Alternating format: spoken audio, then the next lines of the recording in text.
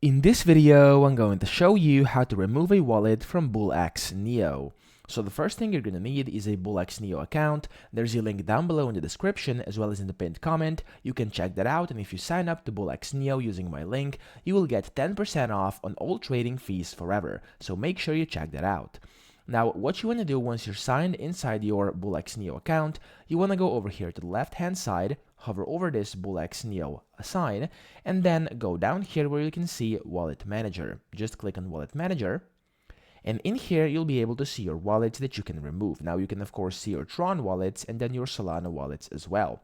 So just pick one you want, either Tron or Solana, and then if you want to have these Solana wallets removed over here, the only option you're going to have is if you click on those three dots, you can click Archive. Now this will not delete the wallet, however it will just archive it, and you can see archived wallets while clicking Archived over here, and as you can see, you can then see them.